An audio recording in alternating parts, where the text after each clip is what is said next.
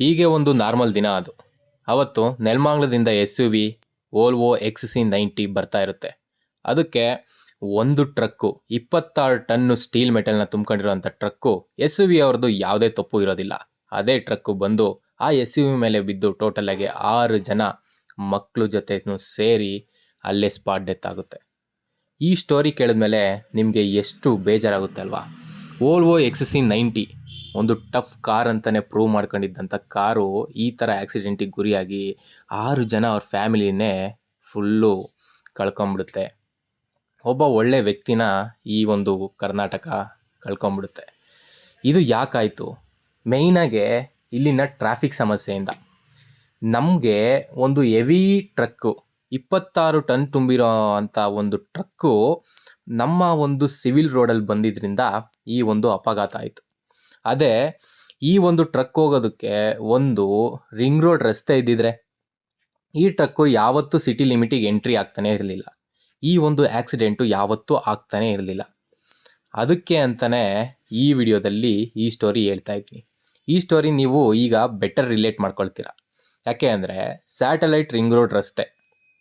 ಈ ರಸ್ತೆಯ ಮೇನ್ ಉದ್ದೇಶ ಏನು ಅಂದರೆ ಈ ಥರ ಹೆವಿ ಟ್ರಕ್ಗಳನ್ನ ಸಿಟಿ ಲಿಮಿಟಿಗೆ ಬರೋದನ್ನ ನಿಲ್ಲಿಸೋದು. ಸದ್ಯಕ್ಕೆ ಬೆಂಗಳೂರು ಹತ್ರ ಎಲ್ಲ ಹೆವಿ ವೆಹಿಕಲ್ಸ್ಗಳಿಗೂ ಹಾದೋಗೋದಕ್ಕೆ ಯಾವುದೇ ರಿಂಗ್ ರೋಡ್ ರಸ್ತೆ ಇಲ್ಲ ಹೆವಿ ವೆಹಿಕಲ್ಸ್ಗೆ. ಅದಕ್ಕೆ ಅಂತಲೇ ಒಂದು ಮಹತ್ವದ ಯೋಜನೆ ಸ್ಯಾಟಲೈಟ್ ರಿಂಗ್ ರೋಡ್ ರಸ್ತೆ. ಇದು ಏನು ಮಾಡುತ್ತೆ ಅಂದರೆ ಬೆಂಗಳೂರು ಸುತ್ತಮುತ್ತ ಇರೋ ಅಂಥ ಎಲ್ಲ ಒಂದು ಇಂಡಸ್ಟ್ರಿಯಲ್ ಏರಿಯಾನೂ ಕನೆಕ್ಟ್ ಮಾಡ್ತಾ ಒಂದು ರಿಂಗ್ ರೋಡ್ ರಸ್ತೆನ ನಿರ್ಮಿಸುತ್ತೆ. ಇದ್ರ ಉದ್ದೇಶ ಏನು ಅಂದರೆ ಬೆಂಗಳೂರಿಗೆ ಯಾವುದೇ ಥರದ ಹೆವಿ ವೆಹಿಕಲ್ಸ್, ಈ ಥರ ಜಾಸ್ತಿ ಟನ್ ತುಂಬ್ಕೊಂಡಿರುವಂಥ ಹೆವಿ ವೆಹಿಕಲ್ಸ್ ಆಗಿರ್ಬೋದು, ಇನ್ನೂ ಜಾಸ್ತಿ ಹೆವಿ ವೆಹಿಕಲ್ಸ್ ಬರುತ್ತೆ, ಇಂಡಸ್ಟ್ರಿಯಲ್ ಮೆಟೀರಿಯಲ್ಸ್ಗಳನ್ನ ತುಂಬ್ಕೊಂಡು ಹೋಗೋವಂಥ ವೆಹಿಕಲ್ಸ್. ಅದು ಯಾವುದೂ ಕೂಡ ಬೆಂಗಳೂರು ಸಿಟಿ ಒಳಗಡೆ ಎಂಟ್ರಿ ಆಗ್ದಂಗೆ ಹಾಗೇ ಔಟರ್ ರಿಂಗ್ ರೋಡ್ ರಸ್ತೆ ಮೂಲಕನೇ ಹಾದು ಹೋಗಿ ಅದ್ರ ಡೆಸ್ಟಿನೇಷನ್ನ ತಲುಪುತ್ತೆ.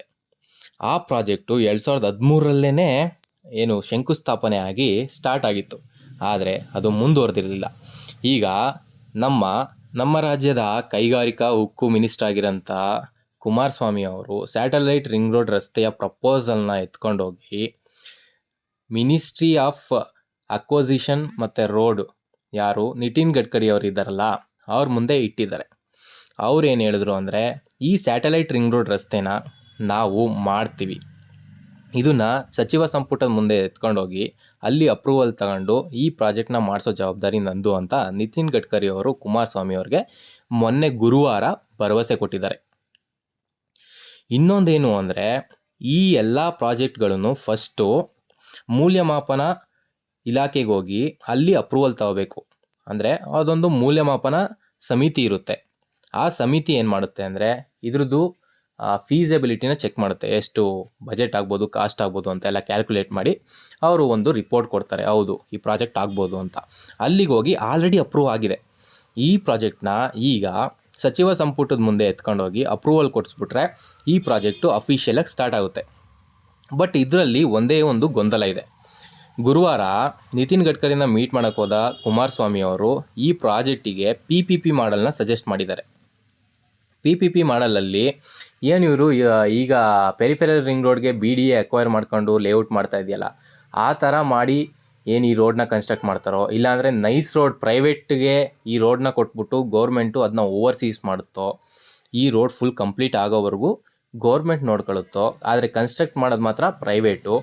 ಇದಕ್ಕೆ ಎಲ್ಲ ರೀತಿ ಕನ್ಸ್ಟ್ರಕ್ಷನ್ ಕಾಸ್ಟ್ ಎಲ್ಲ ಪ್ರೈವೇಟ್ ಆಗುತ್ತೆ, ಟೋಲ್ ಎಲ್ಲ ಪ್ರೈವೇಟ್ ಕಂಪನಿ ಕಲೆಕ್ಟ್ ಮಾಡ್ಕೊಳ್ಳುತ್ತೋ, ಆ ಥರ ಏನಾದರೂ ಈ PPP ಮಾಡಲ್ನ ಅಳವಡಿಸ್ಕೊಳ್ತಾರೋ, ಯಾವ ರೀತಿ ಈ PPP ಮಾಡಲ್ ಇದೆ ಅನ್ನೋದು ಒಂದು ಸರಿ ಈ ರೋಡ್ ಜಾರಿ ಆದಮೇಲೆ ಅದರ ಅಫಿಷಿಯಲ್ ನೋಟಿಫಿಕೇಷನ್ಸ್ ಎಲ್ಲ ಬಂದ ಮೇಲೇ ಗೊತ್ತಾಗುತ್ತೆ.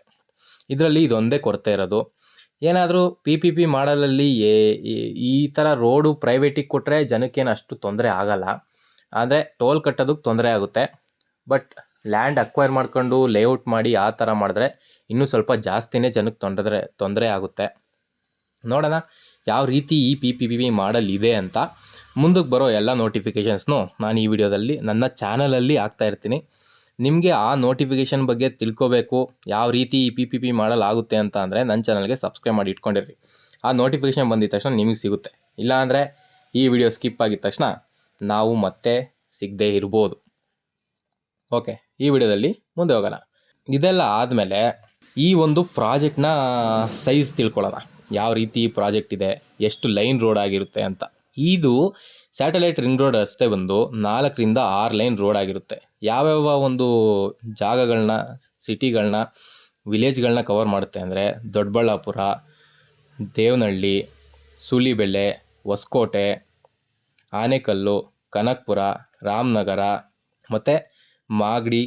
ಇದಲ್ಲದೆ ಬೆಂಗಳೂರು ಸುತ್ತಮುತ್ತಲಿನ ಉಪನಗರಗಳನ್ನು ಸೇರಿಸ್ಕೊಳ್ತಾ ಬೆಂಗಳೂರು ಚೆನ್ನೈ ಎಕ್ಸ್ಪ್ರೆಸ್ ಹೈವೇಗೂ ಕನೆಕ್ಟ್ ಆಗುತ್ತೆ. ಇದ್ರ ಜೊತೆಗೆ ತಮಿಳ್ನಾಡು ಹೊಸೂರು ಅದನ್ನು ಕೂಡ ಟಚ್ ಮಾಡ್ತಾ ಈ ರೋಡ್ ಹೋಗುತ್ತೆ. ಈ ರೋಡ್ನ ಉದ್ದ ಬಂದು 135 ಕಿಲೋಮೀಟ್ರ್ ಉದ್ದ ಇರುತ್ತೆ.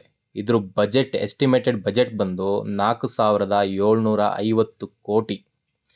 ಇದು ಮೇನ್ ಉದ್ದೇಶ ಈ ರೋಡ್ದೇನು ಅಂದರೆ ಎಲ್ಲ ಇಂಡಸ್ಟ್ರಿಯಲ್ ಟೌನ್ಶಿಪ್ಗಳನ್ನು ಕನೆಕ್ಟ್ ಮಾಡೋದು ಮತ್ತು ಎಲ್ಲ ಹೆವಿ ವೆಹಿಕಲ್ಸ್ಗಳಿಗೂ ಒಂದು ಔಟರ್ ರಿಂಗ್ ರೋಡ್ನ ಕೊಡೋದು. ಬೆಂಗಳೂರು ಸುತ್ತ, ಬೆಂಗಳೂರು ಸಿಟಿ ಲಿಮಿಟ್ಸ್ಗೆ ಯಾವುದೇ ಥರದ ಹೆವಿ ವೆಹಿಕಲ್ಸ್ ಎಂಟ್ರಿ ಆಗಬಾರ್ದು.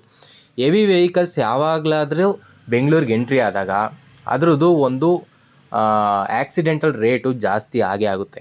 ಯಾಕೆ ಅಂದರೆ ಅಷ್ಟು ಹೆವಿ ವೆಹಿಕಲ್ಸು, ಹೆವಿ ಮೆಟೀರಿಯಲ್ಸ್ನ ತುಂಬ್ಕೊಂಡಿರೋಂಥ ಟ್ರಕ್ ಆಗಲಿ ಏನಾದರೂ ಟ್ರಾನ್ಸ್ಪೋರ್ಟ್ ವೆಹಿಕಲ್ಲು ಸಿಟಿಗೆ ಎಂಟ್ರಿ ಆದಾಗ ಒಂದು ಬ್ರೇಕ್ ಫೇಲ್ ಆಗೋದು ಆಗಿರ್ಬೋದು, ಬ್ರೇಕ್ ಕರೆಕ್ಟಾಗಿ ಬೀಳ್ದಂಗೆ ಇರೋದು ಆಗಿರ್ಬೋದು, ಮತ್ತು ಸಣ್ಣ ವೆಹಿಕಲ್ಸು ಸಿಟಿ ಲಿಮಿಟ್ಸಲ್ಲಿ ಯಾವ ಥರ ಓಡಿಸ್ತಾರೆ ಸ್ವಿಗ್ಗಿ ಝೊಮ್ಯಾಟೋದವ್ರು ಅಂತ ನಿಮಗೆ ಗೊತ್ತೇ ಇರುತ್ತೆ.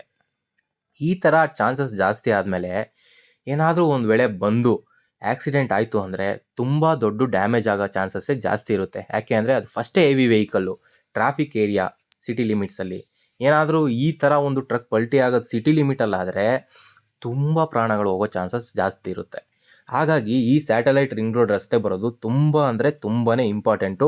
ಟ್ರಾಫಿಕ್ ಕಂಟ್ರೋಲಿಗೂ ಕೂಡ ಮತ್ತು ಟ್ರಾಫಿಕ್ಕಲ್ಲಿ ಒಂದು ಪ್ರಾಣ ಹೋಗ್ದಂಗೆ ಇರೋದಕ್ಕೆ ಇದು ತುಂಬಾ ಇಂಪಾರ್ಟೆಂಟು. ಯಾಕೆಂದರೆ ಬೆಂಗಳೂರು ಸಿಟಿಗೆ ಎಂಟ್ರಿ ಆಗ್ತಾ ತುಂಬ ಚಾನ್ಸಸ್ ಆಫ್ ಆಕ್ಸಿಡೆಂಟ್ಸ್ ಜಾಸ್ತಿ ಆಗುತ್ತೆ. ಹಾಗಾಗಿ ಸ್ಯಾಟಲೈಟ್ ರಿಂಗ್ ರೋಡ್ ರಸ್ತೆ ಬರೋದು ತುಂಬಾ ಇಂಪಾರ್ಟೆಂಟ್ ಇದೆ.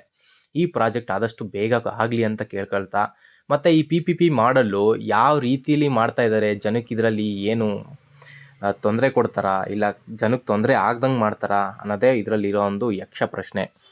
ಇದೆಲ್ಲ ನೀವು ತಿಳ್ಕೊಬೇಕು ಅಂದರೆ ನನ್ನ ಚಾನಲ್ಗೆ ಸಬ್ಸ್ಕ್ರೈಬ್ ಮಾಡಿ ಇಟ್ಕೊಂಡಿರಿ. ಇದ್ರದ್ದು ಯಾವುದೇ ನೋಟಿಫಿಕೇಷನ್ ಬಂದರೂ ನನ್ನ ಚಾನಲ್ನಿಂದ ನಿಮಗೆ ಫಸ್ಟ್ ಬರುತ್ತೆ. ನೀವು ಫಸ್ಟೇ ಒಂದು ಇದಕ್ಕೆ ಪ್ರಿಪೇರ್ ಆಗಿರ್ಬೋದು. ಈ ವಿಡಿಯೋದಲ್ಲಿಷ್ಟೇ. ನಿಮ್ಮ ಪರ್ಟಿಕ್ಯುಲರ್ಲಿ ನಿಮ್ಮ ಒಂದು ಪ್ರಾಪರ್ಟಿಗೆ ಏನಾದರೂ ನಿಮಗೆ ಪ್ರಾಪರ್ಟಿ ರಿವ್ಯೂ ಬೇಕು ಅಂದರೆ ನನ್ನ ಚಾನಲಲ್ಲಿ ಮೆಂಬರ್ಶಿಪ್ ತಗೊಂಡಿರೋ ಅಂಥ ಮೆಂಬರ್ಸಿಗೆ ಮಾತ್ರನೇ ಆ ಒಂದು ಆಪ್ಷನ್ ಇರುತ್ತೆ. ಕಮೆಂಟಲ್ಲಿ ನನ್ನ ಪ್ರಾಪರ್ಟಿ ನಂಬರು ಇದು ಸರ್, ಇದಕ್ಕೆ ರಿವ್ಯೂ ಕೊಡಿ ಅಂದರೆ ಎಷ್ಟೊಂದು ಜನ ಆಗ್ತಾಯಿರ್ತಾರೆ, ಎಲ್ರಿಗೂ ನೋಡೋಕ್ಕಾಗಲ್ಲ. ಹಾಗಾಗಿ ಯಾರು ಮೆಂಬರ್ ಆಗಿರ್ತಾರೋ, ಮೆಂಬರ್ಶಿಪ್ ಚಾರ್ಜಸ್ಸು ಕೂಡ ಏನು ಜಾಸ್ತಿ ಇಲ್ಲ, ಕಮ್ಮಿನೇ ಇದೆ. ಏನೊಂದು 30 ರೂಪೀಸ್ 50 ರೂಪೀಸ್ ಅಷ್ಟೇ ಇಟ್ಟಿರೋದು, ನಾನು ಜಾಸ್ತಿ ಏನು ಇಟ್ಟಿಲ್ಲ. ನೀವು ಆ ಮೆಂಬರ್ ಆದರೆ ನಾನು ನಿಮಗೆ ತೋರಿಸೋದಕ್ಕೆ ಅಂದರೆ ಪ್ರಾಪರ್ಟಿ ರಿವ್ಯೂ ಮಾಡೋದಕ್ಕೆ ಹೆಲ್ಪ್ಫುಲ್ ಆಗುತ್ತೆ. ಯಾಕೆ ಈ ಥರ ಅಂದರೆ ಎಲ್ರಿಗೂ ನಾವು ರಿವ್ಯೂ ಕೊಟ್ಕೊಂಡು ಕೂತ್ಕೊಂಡ್ರೆ ತುಂಬ ಜನ ಕಮೆಂಟ್ ಆಗ್ತಾ ಇರ್ತಾರೆ. ನನಗೂ ನಿಮ್ಗೆ ಗೊತ್ತಾಗಬೇಕಲ್ವಾ, ನೀವು ನಿಮ್ಮ ಪ್ರಾಪರ್ಟಿ ರಿವ್ಯೂ ತಗೊಳ್ಳೋದಕ್ಕೆ ಸೀರಿಯಸ್ ಇದ್ದೀರಾ ಅಂತ. ಸುಮ್ಮನೆ ಏನೋ ಕಮೆಂಟ್ ಹಾಕ್ತೀರಾ, ಯಾರ್ದೋ ಪ್ರಾಪರ್ಟಿ ಇರ್ತದೆ, ನೀವು ಆ ಪ್ರಾಪರ್ಟಿ ನಂಬರ್ ಹಾಕ್ಬಿಟ್ಟು ಸಾರ್ ಇದು ಕೇಳಿ ಅಂದರೆ ಯಾವ ರೀತಿ ಆಗುತ್ತೆ? ಸುಮ್ಮನೆ ನೀವು ಟೈಮ್ ಪಾಸ್ ಮಾಡ್ತಿರ್ತೀರಾ. ಆದರೆ ನಮಗೆ ಇಲ್ಲಿ ಸಾವಿರಾರು ಕಮೆಂಟ್ ಬಂದಿರ್ತದೆ, ಎಲ್ರಿಗೂ ನೋಡಬೇಕು, ಅವ್ರಿಗೆ ವಂಚನೆ ಆಗಬಾರ್ದು. ನೀವು ನಿಮ್ಮ ಪ್ರಾಪರ್ಟಿ ರಿವ್ಯೂ ಬಗ್ಗೆ ಸೀರಿಯಸ್ ಆಗಿದ್ದರೆ ನನ್ನ ಚಾನಲಲ್ಲಿ ಮೆಂಬರ್ಶಿಪ್ ಇದೆ, ಅದು ತುಂಬಾ ಕಮ್ಮಿ, 50 ರೂಪಾಯಿ, ಎಲ್ಲೋ ಒಂದು ಸಮೋಸ ತಿಂದರೆ ಹೋಗ್ಬಿಡುತ್ತೆ. ಮೆಂಬರ್ಶಿಪ್ ತಗೊಳ್ಳಿ. ನಿಮ್ಗೆ ಏನೇ ಡೌಟ್ಸ್ ಇದ್ದರೂ ಅದನ್ನ ಕೇಳಿ. ಮತ್ತು ನಿಮಗೊಂದು ಬ್ಯಾಚ್ ಕೂಡ ಬರುತ್ತೆ ನಿಮ್ಮ ಹೆಸ್ರು ಜೊತೆ. ನೀವು ಕಮೆಂಟ್ ಹಾಕಿದಾಗ ನಿಮ್ಮ ಬ್ಯಾಚಲ್ಲಿ ಐಡೆಂಟಿಫೈ ಆಗ್ತೀರಾ, ನೀವು ನನ್ನ ಚಾನಲ್ನ ಮೆಂಬರು ಅಂತ. ನೀವು ಕಮೆಂಟಲ್ಲಿ ಅದು ಎಲ್ರಿಗೂ ಕಾಣಿಸುತ್ತೆ. ಇದು ಒಂದು ನಿಮಗೆ ಪ್ಲಸ್ ಪಾಯಿಂಟ್ ಸಿಗುತ್ತೆ. ಓಕೆ, ಈ ವಿಡಿಯೋದಲ್ಲಿ ಇಷ್ಟೇ. ಮುಂದಿನ ವಿಡಿಯೋದಲ್ಲಿ ಸಿಗೋಣ. Thank you.